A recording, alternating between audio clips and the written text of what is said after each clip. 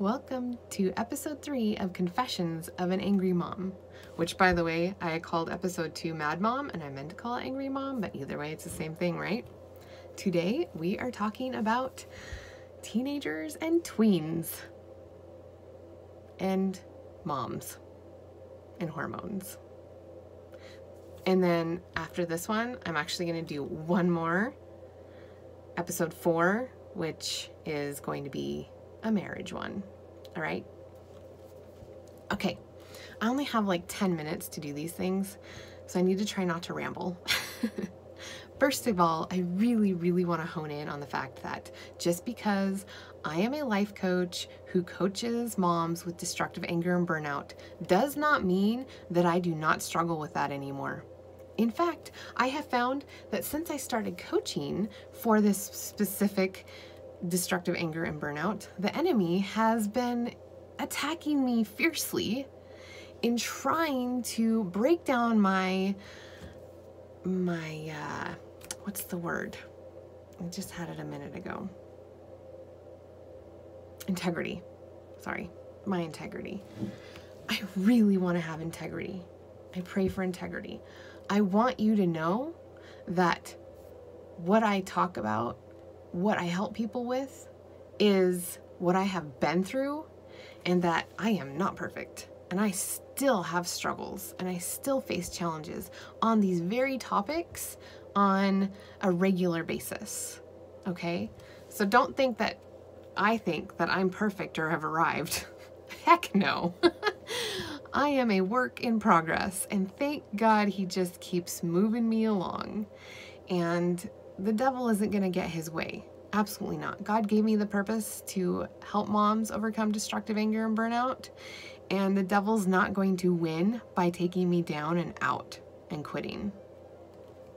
There's just too much to fight for here, and God's got me very clearly on this path to help other women who are struggling with it. Just wanted to make sure that was clear, okay? So I'm popping in here today because I am struggling with teenage hormones and a preteen hormonal girl. I just want to be really careful about how I talk about them because, you know, they're girls and it's hormones and stuff. But the fact is, we're women, we have hormones, and we have all the stuff that goes along with that, right? And we all come of age eventually.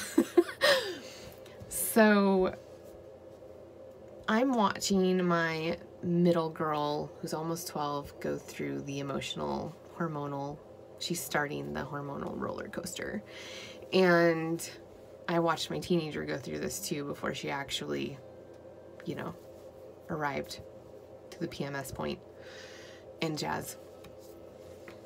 So I know what we're going through. I know what we're dealing with right now because I've been through this rodeo before. But I haven't been through the rodeo of her going through it with a teenager who's got PMS at the same time. And then there's me. I mean, I'm the ultimate, I'm the girl, the woman in the house who's definitely got the hormonal roller coaster going on. So pray for my husband. That's all I gotta say about that. This might explain why he's been gone a lot. He's been traveling and busy with work. We'll talk about that in the next episode. The point is, yesterday they were at each other's throats. And I was like, okay, you know, we just need to have a sit down and have a chat. So we sat down. I had my 8-year-old there too, because I'm like, I'm not gonna keep her from this. She needs to know what's going on with her sisters and why they are totally changing on her and what's going on, right?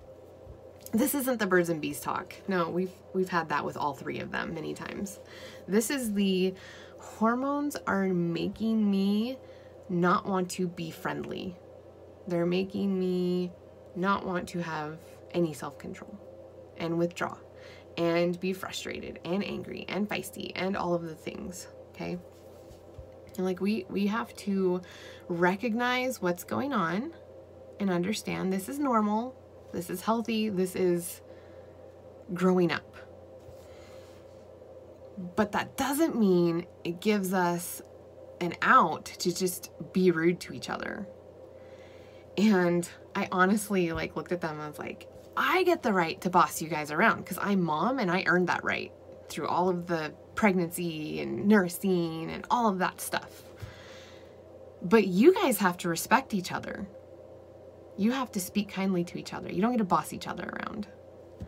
And after I said that, I felt this strong conviction inside, which I didn't address at the moment, and I still need to and will with the girls probably tonight.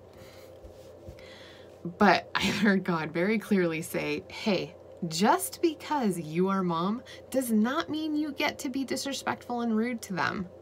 In fact, because you're mom, that means you need to be more respectful and gracious with them. So they pick up on it and they can start implementing that. So they can soak up the good stuff instead of the negative stuff. Why do they boss each other around? Why are they rude to each other? Because I totally boss them around. And if they don't do what I want, I'm kind of rude about it. Like, go pick it up, right? Conviction. God is good. It's not always fun. Well, it's typically never fun when you're convicted. Because it means facing your sin and being like, you know what? I can't do this on my own. God, you've got to help me. You've got to give me the strength. I need the Spirit to shake me up, which He's been doing, and convict me to speak love and grace and respect into my kids' life.